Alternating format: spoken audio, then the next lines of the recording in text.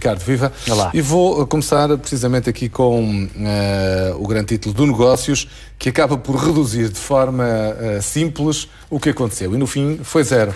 Como, Sim. aliás, eu e tu já tínhamos falado muitas vezes. Pois, é verdade. Mas disto, não a questão do zero é relevante. Chegou a noticiar-se hoje, ao longo do dia, que as sanções seriam de valor zero. Não foram de valor zero, elas foram pura e simplesmente abandonadas como solução para este problema que a Comissão Europeia, de alguma maneira, também criou, criando divisões dentro dos países que fazem parte da União Europeia. Tudo isto era absolutamente desnecessário e, na minha perspectiva, tudo isto tinha este fim mais ou menos anunciado. Depois criou-se uma novela, criou-se aqui um enredo com até algum suspense, para o qual contribuiu também o próprio Primeiro-Ministro, ainda anteontem, dizendo que as coisas estavam um pouco simpáticas para o lado português, e depois com este desfecho, que foi claramente favorável para Portugal e, em particular, penso eu, na análise que faço, útil também para o Governo e para os partidos que o suportam, particularmente no que diz respeito ao confronto com os partidos à direita que, inabilmente, na minha perspectiva, tentaram tirar proveito desta situação com alguma escalada de declarações por parte de Pedro Passos Coelho e depois também de Assunção Cristas, que claramente hoje acabaram esvaziados e chocar contra essas expectativas. Mas a verdade é que, voltando outra vez ao início, Sim. e é isso que os jornais hoje também realçam, há aqui dois aspectos que é preciso analisar. Um tem a ver com as sanções propriamente ditas, e aí o tal resultado mais ou menos esperado, e eu digo mais ou menos esperado porque era de tal forma irrazoável que essas sanções acontecessem, e as divisões e as feridas que isso abriria, nomeadamente até com a possibilidade de Portugal colocar um processo judicial contra a Comissão Europeia. Tudo isso era tão complicado que me pareceu desde o início que esta seria a solução expectável.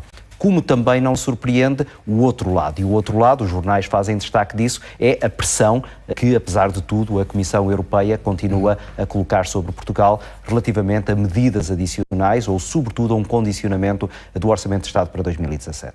E de resto o JN é o que dá, o título acaba por ter o título mais específico. Mas aí também deixa-me também fazer uma observação. O que eu li do documento que a Comissão Europeia divulgou hoje não é o que está aqui na primeira página do Jornal Notícias. O que o documento que eu li diz é que o Governo deve estar preparado para introduzir medidas, entre as quais aquelas que dizem respeito a impostos indiretos e, em particular, e isso é falado de forma muito clara, a utilização mais abrangente das taxas reduzidas do IVA. Mas diz, o Governo deve estar preparado, e eu quase que aposto contigo que nos próximos dias António Costa utilizará essa expressão para, mais uma vez, insistir na tecla em que já tem tocado, que é não há um plano B, aliás, não há medidas adicionais. O PS vem mesmo dizer isso mesmo, é preciso acabar com essa ideia do plano B, porque não há nenhum plano B para declarar.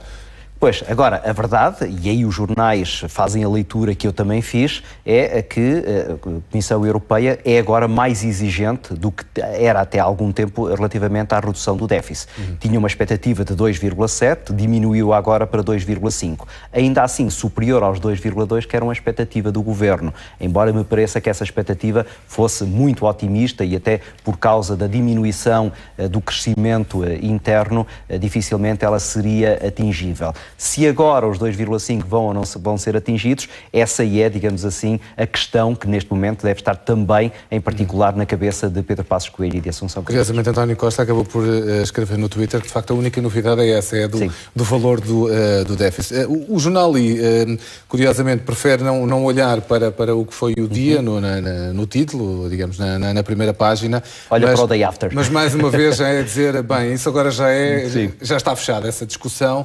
Agora a questão vem para o orçamento de 2017 e, portanto, é preciso perceber, Bloco de Esquerda ou PCP, o que é que vão, neste caso aqui até se fala do PCP em concreto, o que é que vai acontecer perante, enfim, o que a Comissão Europeia também já alertou. Pois, a grande consequência quanto a mim é essa, e é a redução daquele que era o espaço de manobra que o Governo até agora tinha para fazer negociações, em particular com os partidos à sua esquerda, para o Orçamento de Estado para 2017. Com esta pressão adicional e, sobretudo, com a insistência denúncia que a Comissão Europeia está a fazer relativamente ao aumento das receitas fiscais, o Governo perde alguns trunfos que eventualmente estaria a esperar jogar para se articular com os partidos à esquerda, e em particular com o Partido Comunista. E é aí que esta manchete do I faz algum sentido. É que o Bloco de Esquerda, pelas declarações que tem vindo a fazer, já mostrou enorme disponibilidade e flexibilidade para se entender com o Partido Socialista. Onde nós encontramos neste momento resistência, e sobretudo no que diz respeito a uma intenção que o Governo anunciou de congelar os aumentos salariais, é o Partido Comunista, que já colocou ali uma espécie de linha vermelha. E nós sabemos que as linhas vermelhas no Partido Comunista, no Comitê Central do Partido Comunista, são muito difíceis de ultrapassar. E por isso este alerta que Jerónimo de Sousa já deu a António Costa deve ser levado muito a sério, e certamente que o Primeiro-Ministro o está a fazer.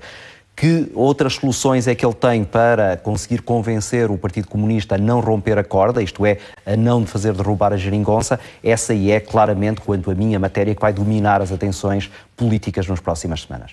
Muito bem, e avançando, enfim, mas enquadrando em todo este ambiente, obviamente, temos os bancos de diversas perspectivas. Desde já podemos começar, por exemplo, já que tenho aqui a primeira página do I, pela Caixa Geral de Depósitos, porque foi a primeira sessão da Comissão de Inquérito. Esteve lá o Presidente no missionário, mas que parece que vai ficar ainda mais algum tempo. Mais um mês, pelo menos,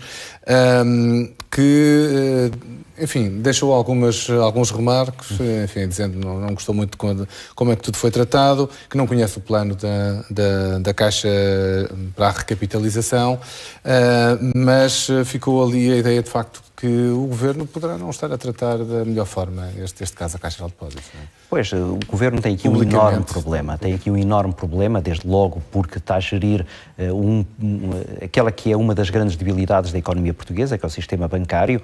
De resto, a Troika já o tinha detectado, e quando alocou 12 mil milhões de euros para tentar resolver esse problema, era sinal de que já tinha percebido que o problema não era certamente tão grande como na Irlanda, e na Irlanda a crise financeira foi sobretudo bancária, no caso de Portugal não era, mas dos 78 mil milhões, 12 mil milhões serem alocados para os bancos era sinal de que já se tinha detectado ali um problema. O problema foi empurrado com a barriga, foi deitado para baixo do tapete, em grande parte por culpa dos bancos, que não quiseram abrir o jogo, em particular o BES, e depois percebeu-se porque não quis socorrer-se desses 12 mil milhões para não ter que revelar algumas das suas fragilidades. O Governo anterior e o atual têm agora aqui esse enorme problema. E nesta Comissão Parlamentar isso vai ficar a nu com muita facilidade. Não só porque muito provavelmente vai dar mais um ataque de amnésia a muitos dos responsáveis destes bancos, mas também porque certamente há explicações que nem eles próprios conseguirão dar. E esse é o aspecto que, quanto a mim, enquanto cidadão, enquanto alguém que também com o seu dinheiro de impostos vai contribuir para tapar algum deste buraco, isso é uma certeza que me preocupa particularmente. Curiosamente, temos duas notícias que, enfim, acabam por ser contrárias na forma como se apresentam. Na capa na primeira página do DN fala-se da Moody's que alerta para os riscos elevados da Banca Nacional, no fundo com esse contexto todo que tu já tinhas dito também, mas depois no negócio já, ao que parece, boas notícias para o BCP. Sim. Não é? Os testes de stress adiaram as contas do BCP. Sim, mas é preciso aqui recordar também que já outros testes de stress deram grande saúde a muitos dos bancos que, entretanto, depois tiveram enormes dificuldades. E aqui, de resto, o subtítulo depois anuncia isso. É verdade que o banco vai anunciar tudo amanhã, e muito provavelmente para anunciar amanhã, porque tem boas coisas para anunciar, mas o mercado reage com nervosismo, porque o mercado não é tão, digamos assim, não confia tanto nos testes de stress como os banqueiros dos próprios bancos confiam. E isto é sinal de que tudo está em grande turbulência e, sobretudo, está em grande indefinição. Estes testes de stress servem, apesar de tudo, para dar aqui alguma bolsa de oxigénio para um momento que é particularmente crucial, porque se eventualmente aqui alguma coisa falhasse, para o caso português havia uma dificuldade acrescida. É que a única agência de rating que neste momento ainda coloca Portugal acima de lixo tem como um dos parâmetros essenciais a sobrevivência de alguns destes bancos. Isto é, no momento em que um destes bancos voltar a falhar, da mesma maneira que se, por exemplo, houvesse sanções de uma ordem razoável, e essa agência teria provavelmente a tirar de Portugal para níveis abaixo do lixo. Qual era a primeira consequência disso? Era um outro resgate. Porque Portugal não aguentaria não poder recorrer a financiamento, e aí as coisas estariam muito complicadas para Portugal e para o Governo em particular.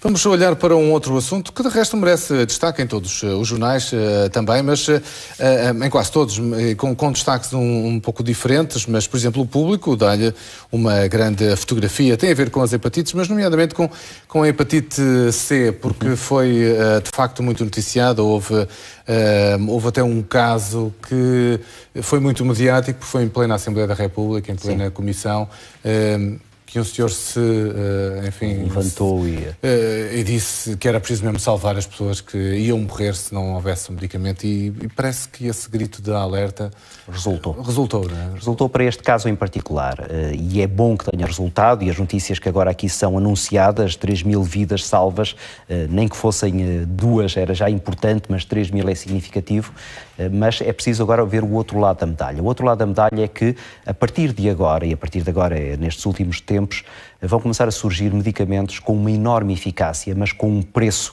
absolutamente astronómico. Isto vai causar enormes problemas, porque os sistemas de saúde, como é o caso do Sistema Nacional de Saúde em Portugal, das duas uma, ou faz um enormíssimo esforço para poder democratizar o acesso a esses medicamentos, ou então eles provavelmente vão ficar apenas ao alcance de uma pequena elite que tenha capacidade de os pagar.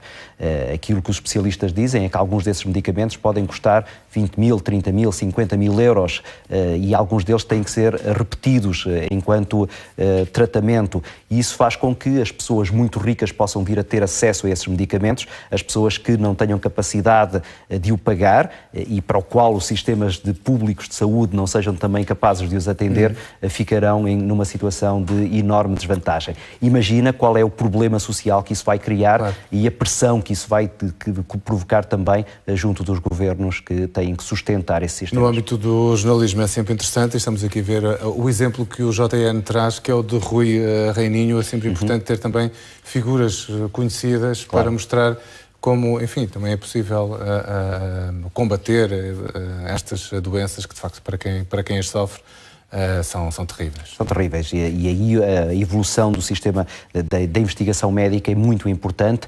Não fosse este problema do dinheiro que custará os tratamentos, estaríamos neste momento todos aqui muito sorridentes relativamente a estes avanços. Agora, esse lado sombrio do lado financeiro pode também deixar-nos aqui preocupados. Muito bem, há um assunto que, obviamente, por via da hora a que Hillary Clinton foi confirmada como candidata democrata nos Estados Unidos, só agora nos jornais nacionais é que estão na primeira página. Mas não vamos falar disso para já, porque vamos misturá-lo aqui nos assuntos internacionais, porque obviamente esse se cruza também com uma outra novidade relacionada com Donald Trump, e portanto já vamos falar desse assunto. Para já, vamos olhar aqui para então o que se diz nos online internacionais, e neste momento o The Washington Post fala precisamente da Convenção Democrata, que é o grande destaque. De resto, também há uma grande expectativa em relação ao Obama. E depois temos aqui a nova polémica, de que já falaremos também mais adiante, mas que tem a ver com esta nova declaração de Trump, que pediu à Rússia para tentar encontrar e espiar, no fundo, Hillary Clinton, para saber onde andam os e-mails que ela terá enviado enquanto secretária de Estado, mas através de uma conta privada. Depois, no The New York Times, vamos abrir os jornais a esta hora para ver o que é que dizem. No The New York Times é o grande destaque para Obama, o que é que ele vai dizer, e no fundo apoiar aqui Hillary Clinton é o grande assunto ainda, obviamente, dos norte-americanos. O The Wall Street Journal acaba por fazer aqui uma referência a este receio. Esta fotografia e o cartaz que aqui está com as mãos na situação que se vive neste momento na Alemanha é uma frase em alemão a dizer: nós somos muçulmanos e não somos terroristas. Aqui os ataques na Alemanha estão a ampliar os medos, quer dos refugiados, quer das pessoas que estão encarregadas de os acolher depois do que aconteceu. No Le Figaro é o outro debate, que é a justiça desarmada face ao terrorismo e, enfim, perante as leis, as garantias das liberdades e, naturalmente, dos direitos dos cidadãos estão a impedir que sejam tomadas medidas que, enfim, acabam por deixar a justiça desarmada para agir de uma forma mais forte. Olhamos agora, então, já de regresso, Ricardo, a este assunto que escolheste, que tem a ver, já falaremos de Hillary, vamos misturar tudo, obviamente. A Hillary Clinton está nomeada e, depois de saber da nomeação, a primeira tirada de Donald Trump é pedir, de facto, aos russos para encontrarem os e-mails de Hillary Clinton. Muito rapidamente a história... Confesso-te que pensei que Donald Trump, depois de ser nomeado, que assumisse uma outra postura. Mais presidencial. Mais presidencial. E de alguma maneira ele tem-no feito. E estas declarações, embora destoem disso que tu agora disseste, não são, digamos assim, o padrão que nós podemos encontrar nestes últimos dias relativamente a Trump, que apesar de tudo moderou um bocadinho o seu discurso. Agora, ele sabe perfeitamente que tem que ir tocar nos pontos vulneráveis. E o ponto vulnerável de Hillary Clinton, aos olhos dos americanos, é claramente este. A história conta-se muito rapidamente. Hillary Clinton terá alegadamente utilizado um telemóvel que não estava devidamente protegido para trocar mails quando era secretária de Estado de Barack Obama. Isso levantou imediatamente problemas de segurança nacional que estão a ser investigados. Entretanto, surgiram agora também outros e-mails a propósito daquilo que era a tentativa do Partido Democrata de condicionar o trabalho do Partido Republicano. Tudo isso misturado dá uma panela muito complicada e, para complicar ainda mais, surgiram rumores de que os mails que agora foram descobertos teriam sido por via de espionagem russa. Isso, obviamente, dizia-se entre dentes, nenhuma autoridade oficial o quis assumir. Donald Trump veio dizer com todas as letras, veio dizer, pedir ajuda aos russos, dizerem assim, mostrem, porque depois há ali alguns mails que se pensa que terão sido também detectados, mas que ainda não foram divulgados, são cerca de 30 mil, e ele veio dizer aos russos, olhem, vocês têm esses mails, por favor divulguem-nos, porque este é o momento de derrotar Hillary Clinton. Eu estou a mostrar aqui um mural que representa o candidato, precisamente, Donald Trump, a beijar o presidente Vladimir Putin, porque surgiu este mural logo a seguir a esse caso, que é a tentativa de aproximação. Porque, entretanto, os jornais americanos estão a recordar também que ele, a propósito desta ligação agora à Rússia, que estaria até disponível para reconhecer a Crimeia como território russo. E, portanto, ele começa a pisar aqui terrenos são muito perigosos, é verdade, mas que ao mesmo tempo, e por isso é que eu há bocado dizia, isto vem na sequência de uma estratégia que ele tem muito bem montada, este é o ponto em que os americanos consideram que há alguma vulnerabilidade e, sobretudo, esta imagem de Hillary Clinton, de alguém acima de qualquer suspeita, que pode ficar danificada com a revelação destes e-mails, onde claramente se faz uma tentativa de condicionar o trabalho do Partido Republicano, pode ter algum impacto em termos eleitorais. Agora, é perigoso, porque basicamente ele está a assumir, em primeiro lugar, que há um outro país que está a fazer espionagem nos Estados Unidos e a incentivar essa espionagem. Né? E isso é que é particularmente complicado. Numa conferência de imprensa perguntaram-lhe isso e ele diz, perguntem ao Presidente. Muito bem. Olha, e entretanto, Hillary, né? Uma palavra para Hillary, porque também está nos jornais nacionais, fruto da hora, obviamente, só agora é que pode vir, mas seja como for, a história está feita. A história está feita, ele conseguiu unir o partido, em grande parte graças a Bernie Sanders, que era o seu rival, que foi com ela até à última hora nesta discussão da nomeação do Partido Democrata. Bernie Sanders, numa espécie de ato teatral, quando o estado de Vermont se preparava para não apoiar Hillary Clinton, Bernie Sanders senta-se na bancada do estado de Vermont e diz, da minha parte eu peço que todos os votos, portanto falando dos votos para ele, todos os delegados, em vez de votarem alguns em mim, votem todos em Hillary Clinton. E a partir daí o partido uniu-se e esta candidatura pode ter ganho aqui agora uma dinâmica de maior força para um combate que já se percebeu, sobretudo por causa desta estratégia muito agressiva de guerrilha de Donald Trump, vai ser uma campanha particularmente animada. Muito bem, vamos avançar para o último assunto, está-se a terminar o tempo e confesso que escolheste aqui um tema bem interessante. Feito à tua medida também. Feito mesmo à minha medida e pelo interesse. É que A pergunta é, o matrimónio via Skype é válido? É válido. E a resposta é... Sim, é. Mas curiosamente não por causa das leis italianas. Isto basicamente é a história de uma italiana que decide casar com um paquistanês e casam por Skype, estão cada um em seu país. Segundo a lei italiana, este casamento não seria válido. Mas como a lei italiana diz que pode valer a lei do país do outro esposo, então, considerando que a lei paquistanesa é omissa relativamente a esta situação, o Estado italiano decidiu considerar este casamento válido e, portanto, por Skype, eles não se encontraram, em direto, streaming, provavelmente sem falhas, esperamos nós, houve ali um casamento que, quanto a mim, abre agora aqui também perspectivas para algum mimetismo e começar a ser cada vez mais frequente o uso destas redes digitais para efetuar também casamentos. Não é verdade, é um mundo completamente novo, porque a cada passo nós vamos surgindo, de facto, utilizações claro. Não impensáveis. Repara, se já se utilizava para os namoros, os Tinder Exatamente. E coisas do género, para as pessoas se encontrarem, porque não agora casarem e muito provavelmente, até com a realidade aumentada e com novas perspectivas, se calhar consumar-se o casamento também digitalmente e não apenas presencialmente. É uma notícia interessante esta, de facto, então, do casamento. Enfim, isto poderíamos pensar que se fosse em Las Vegas... sim. Em Las Vegas, aliás, já há capelas onde, sem sair do carro, se pode casar. Uma pessoa entra num guichê, tem alguém que pede os dados, o carro dá a volta à capela e do outro lado está um sacerdote que casa as pessoas sem que elas saiam do carro. Esta aqui, digamos, é um upgrade dessa solução. É um wedding drive, portanto, como o Mac Drive, né? Exatamente. Entra-se por um lado, portanto, lado a lado no carro e sai-se já casados. Muito bem, esta última história bem interessante, então, o matrimónio. É possível casar via Skype? Fiquem a saber que sim, então, nesta forma de terminarmos as manchetes 3. Ricardo, obrigado pelos comentários. Aqui olhamos então as primeiras páginas dos jornais nacionais em papel, que vão estar nas bancas logo pela manhã. Olhamos também aqui os online, os assuntos que se destacam a esta hora um pouco por todo o mundo. Resta-me então desejar-vos boas leituras, quer seja no papel, quer seja no digital.